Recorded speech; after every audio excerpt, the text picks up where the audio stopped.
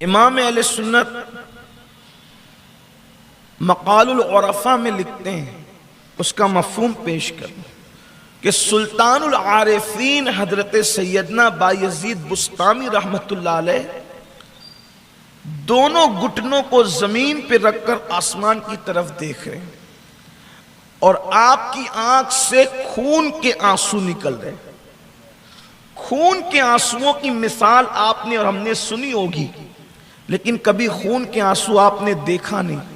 وجہ لوگ چٹنگ بازیاں کرتے ہیں تو آنسو کیسے آئیں گے، اور آنسو اگر آئے تو آدمی کو نکالنا پڑتا ہے، لیکن جب واقعی یہ دل دھونی رماتا ہے اور عشق میں جلتا ہے تو پھر خون کے آنسو نکلتے ہیں۔ نکلے ہیں، کوئی کہانی قصہ سمجھے تو الگ بات ہے، لیکن وہ لوگ جو بچے ہیں وہ سمندر کے کنارے کھڑے ہو کر کہیں اس میں پانی کے سوا کچھ نہیں، لیکن اگر کوئی غواص ہو تو وہ کہیں کہ بچے یہ پانی نہیں، اس کے اندر تو اور بھی خزانے ہیں۔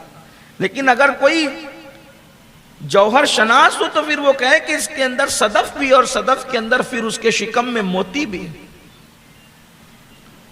لیکن ہر ایک کے دیکھنے کا انداز اور مزاج الگ الگ ہے۔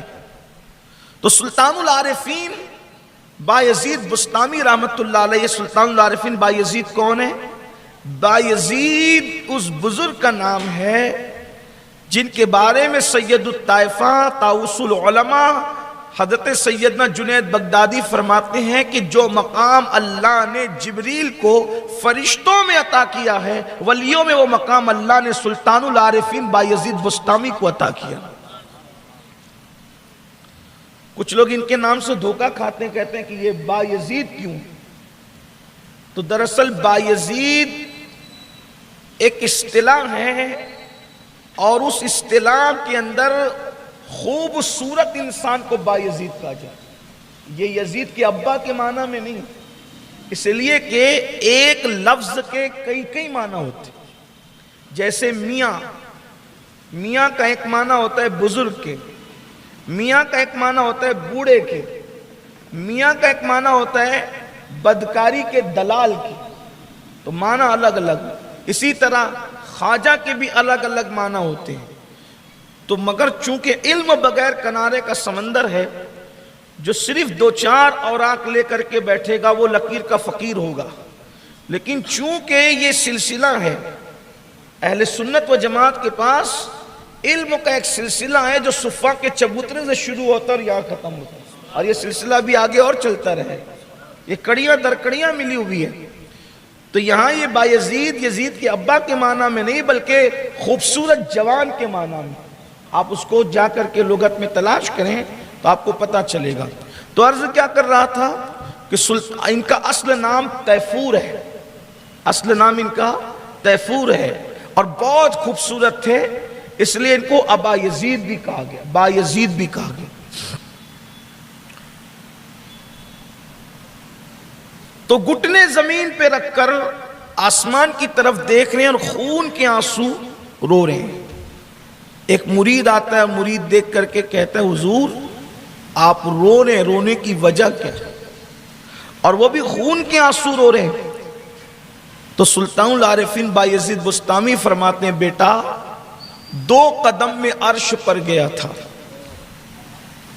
اندازہ کریں، عروج آدم خاکی سے انجم سہمے جاتے ہیں کہ یہ ٹوٹا ہوا تارا مہ کامل نہ بن جائے۔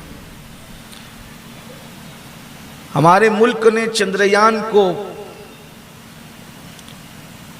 اس مہم کو سر کیا، ہمارے بھارت کا بہت خوش آئند ہے، بہت اچھی بات ہے، ہمارے بھارت کو اللہ نظر بد سے بچائے۔ ایک مشین کو چاند پر پہنچا کر انسان اتنا خوش ہے۔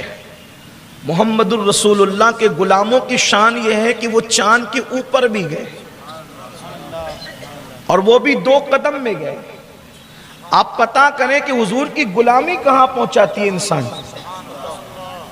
حضور علیہ السلام کی غلامی کہاں پہنچاتی ہے، کہ دیکھیں کہ حضور کی غلامی کہاں پہنچاتی ہے۔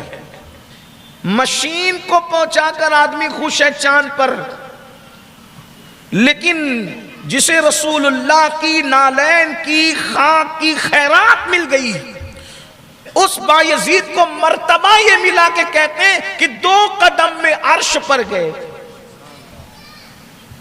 لیکن فرماتے ہیں کہ اب رو رہے، عرش پر جا کر واپس پلٹے رو رہے۔ اب یہاں کوئی کہہ بھی سکتا ہے کہ بھئی عرش پہ کیسے چلے گئے اور کیا ہو گیا اور وہ ہو گیا، کہ پہلے تو یہ بچوں کا کام ہی نہیں ہے، اس لیے کہ پی ایچ ڈی کی باتیں کے جی کے بچوں کو سمجھ میں کب آنے ہیں۔ یہ وہ راستہ ہے جب تک اس راہ کا کوئی مسافر نہ بنے، یا کم از کم اس راہ کے مسافر کی صحبت میں نہ بیٹھیں، آپ اس کی معرفت حاصل نہیں کر سکتے۔ 2 قدم میں عرش پر گئے اور رو رہے، رونے کی وجہ کیا ہے؟ اچھا ایک بات کہہ دوں یہاں، چونکہ یہ تو حدیث میں نہیں آ سکتا نا، چونکہ بایزید کی زندگی، کچھ لوگ کہتے ہیں اس کو حدیث میں بتاؤ، ہم کہتے ہیں بایزید پیدا ہوئے رسول اللہ کے بعد میں، برسوں بعد کی ان کی ولادت ہے۔ حضرت بایزید بسطامی کی ولادت برسوں بعد کی ہے۔ حضرت سیدنا امام جعفر صادق رضی اللہ تعالیٰ کے مریدوں میں بھی ان کا شمار ہوتا ہے۔ بعض لوگ کہتے ہیں کہ یہ مرید تھے سیدنا امام جعفر صادق کے، اور بعض ہمارے ہندوستان کے مورخین نے لکھا ہے کہ یہ پیر و مرشد ہیں حضرت سیدنا سید بدی الدین زندہ شاہ مدار کی، اور تاریخ کی باتیں، لیکن بہت پرانے بزرگ ہیں۔ لوگ کہتے ہیں نہیں بایزید کا ذکر حدیث میں بتاؤ، ہم کہتے ہیں اللہ کے بندو وہ تو پہلے حضور تو تشریف لے گئے دنیا سے، اب بایزید کا نام اور تیفور کا نام کیسے آئے گا؟ لیکن بہرحال تو جب کوئی چیز آپ چیک کرتے ہیں تو کہیں نہ کہیں سے نکات آپ جوڑ کر کے وہاں تک پہنچتے ہیں، تب کوئی عرش تک پہنچ سکتا ہے۔ آپ کی توجہ میری طرف، کوئی عرش تک پہنچ سکتا ہے؟ بالکل پہنچ سکتا ہے۔ کیا شرط ہے؟ آسان ہے۔ حدیث پاک میں آتا ہے اگر کوئی ایمان والا بندہ وضو کر کے سوتا ہے، کوئی ایمان والا بندہ وضو کر کے سوتا ہے، اس کا جسم بستر پہ سو رہا ہوتا ہے، اس کی روح کو فرشتے لے جاتے ہیں اور عرش کے نیچے اس کی روح رات بھر سجدے میں رہتی ہے۔ ایک عام مسلمان سجدہ کر کے سو جائے، توجہ، ایک عام مسلمان وضو کر کے سو جائے تو عرش کے نیچے تک اس کی روح پہنچے، اور اگر کوئی مسلمان اپنے آپ ہی کو عشق کے رنگ میں رنگ لے، پھر وہ کہاں تک جا سکتا ہے آپ اس کا اندازہ نہیں کر سکتے۔ تو کہتے ہیں 2 قدم میں عرش پر گیا تھا اور خون کے آنسو رو رہا ہوں۔ رونے کی وجہ یہ ہے کہ میں نے عرش کو ایسے بے چین دیکھا جیسے جنگل کے اندر پیاسا بھیڑیا پانی کے لیے بے چین ہوتا ہے۔ میں نے عرش کو ایسے بے چین پایا جیسے پیاسا بھیڑیا پانی کے لیے بے چین ہوتا ہے۔ تو میں نے عرش سے پوچھا اے عرش تو بے چین ہے کس کی تلاش میں ہے؟ تو عرش نے جواب دیا بایزید یار کی تلاش ہے، یار کو ڈھونڈ رہا ہوں۔ تو بایزید کہتے ہیں ہمیں تو پتہ بتایا جاتا ہے الرحمن علی العرش استوا، کہ رحمان نے استوا کیا جیسا کہ اس کی شان عرش پر، ہمیں تو عرش کا پتہ دیا جاتا ہے۔ تو بایزید کہتے ہیں عرش نے ایک آہ کھینچی اور آہ کرنے کے بعد کہا کہ بایزید بات تو یہی ہے۔ بایزید پوچھتا ہے کہاں ہے تو عرش کا پتہ دیا جاتا ہے، اور عرش پوچھتا ہے کہاں ہے تو کہا جاتا ہے بایزید جیسے کہ دل میں جا کے مجھے ڈھونڈ لے تو مجھے وہیں پر پا لے۔ عرش کو عاشقوں کے دل کا پتہ دیا جاتا ہے، عرش کو عاشقوں کے دل کا پتہ دیا جاتا ہے۔ سوچو تو صحیح، یہ عشاق کے دل ہے۔